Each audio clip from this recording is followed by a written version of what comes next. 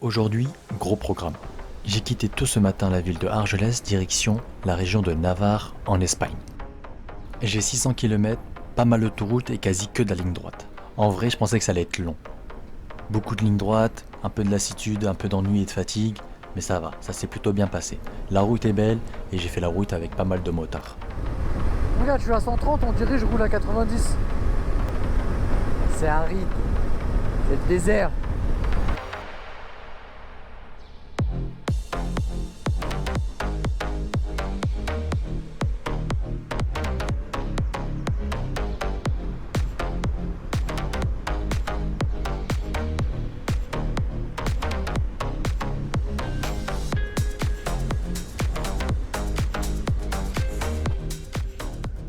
Mon hôtel est tout là-bas, tout en haut, à 10 bornes.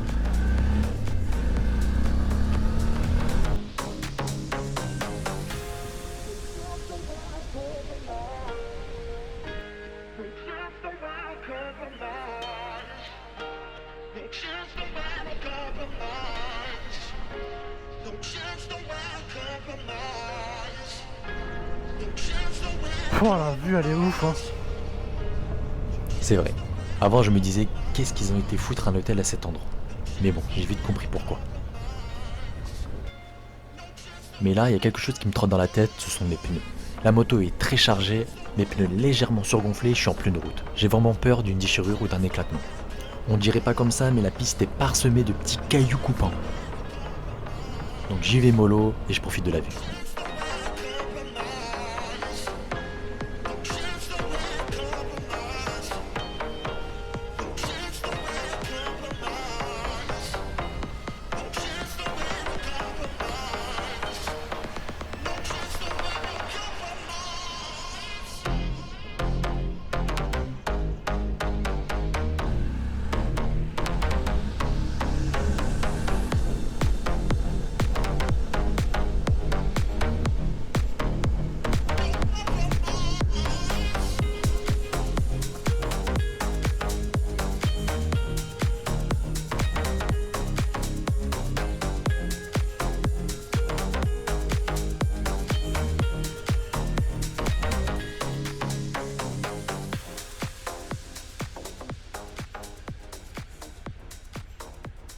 Enfin arrivé à l'hôtel, je suis fatigué mais c'est pas terminé.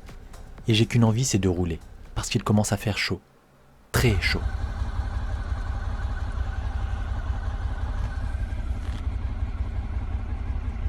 « 46 degrés. Là les copains, déjà Matt l'a vu. Là on va à Bardenas Reales dans le désert. Je me suis débarrassé de mes valises, comme tu peux le voir, et mon top caisse.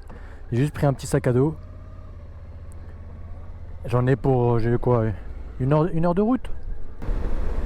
Bienvenue dans la région de Navarre. Nous sommes actuellement à l'entrée de ce qu'on appelle Bardenas Reales. C'est ce qu'on appelle plus communément un désert, le désert espagnol. Le désert des Bardenas Reales. Qu'est-ce que c'est ? En fait, c'est une zone semi-aride de 42 000 hectares, soit à peu près la taille du lac Léman. Cette réserve naturelle présente une végétation particulière ainsi que des formations rocheuses impressionnantes dues à l'érosion. Il y a R.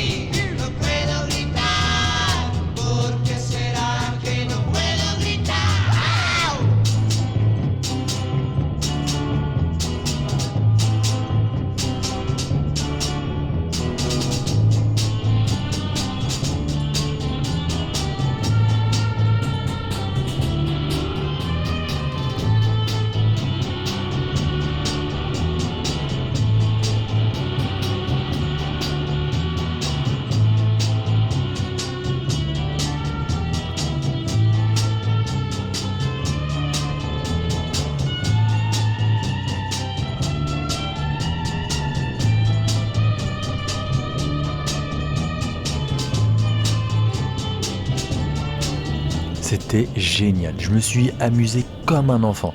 Bon allez, je vais profiter au maximum avant que la nuit tombe.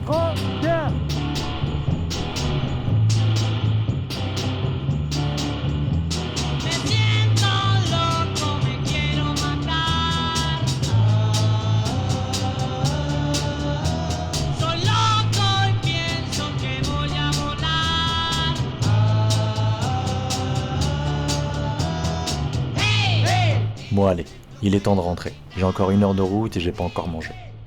Les Bardenas Reales sont vraiment un lieu magique. C'est tellement beau et c'est surtout à côté de la frontière française. Ça vaut vraiment le coup d'œil.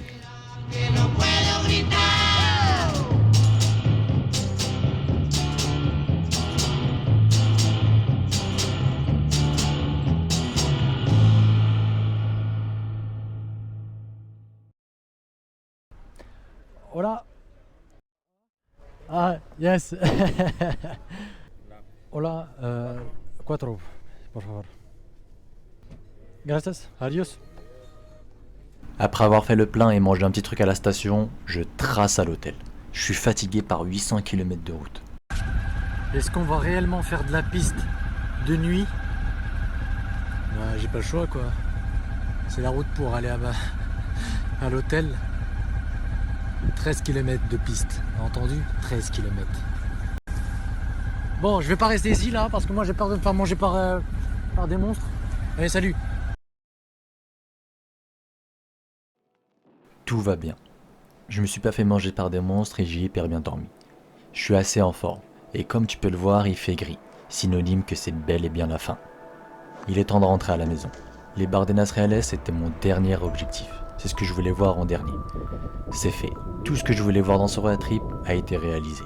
On peut dire que l'objectif complet est atteint. It's time. Adios!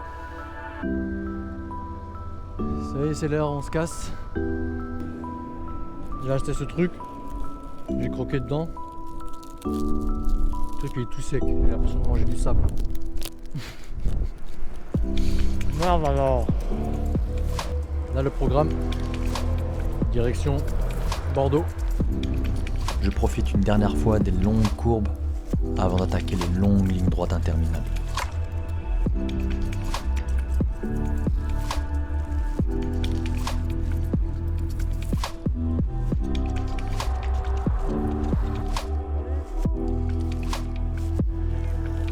Ce soir, c'est la dernière nuit à l'hôtel. Qui dit dernière nuit à l'hôtel dit fin du voyage.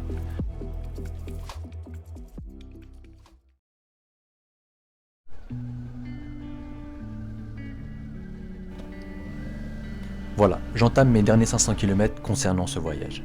Ce voyage a été riche, j'ai appris pas mal de choses. Rencontrer de belles personnes, découvrir de beaux paysages, découvrir une culture et une histoire. Je te cache pas que sur le moment j'ai un petit peu d'émotion. Je repense à tous ces bons moments, mais ça fait plaisir de rentrer à la maison. Raconter des histoires, toute cette aventure à nos proches, à nos amis, à nos familles, ça fait plaisir.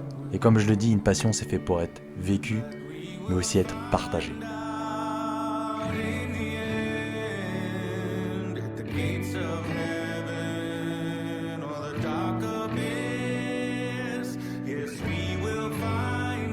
Et après, certains ne comprennent pas forcément pourquoi on se fatigue à faire des voyages en moto. C'est vrai que c'est une façon de voyager hors du commun. C'est pas banal. Et pourquoi? Parce qu'on prend plaisir. Vous savez, cette sensation de liberté lorsqu'on est au guidon de sa moto est magique.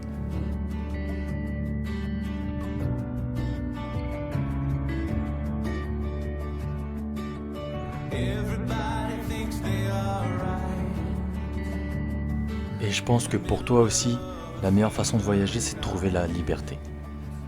Cette soif d'aventure, cette découverte de nouveaux paysages, de nouveaux lieux est important pour soi.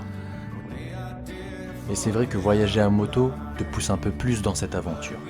Surtout sortir de cette zone de confort, être fatigué, enchaîner des centaines et des centaines de kilomètres pour voir un lieu sur lequel on va rester seulement 1 heure. Enchaîner les lieux, enchaîner les routes, enchaîner les pays. C'est ce qui caractérise la définition de l'aventure. Et pour finir, il n'y a pas de meilleure façon de voyager. Car la meilleure façon de voyager, c'est celle qui te plaît.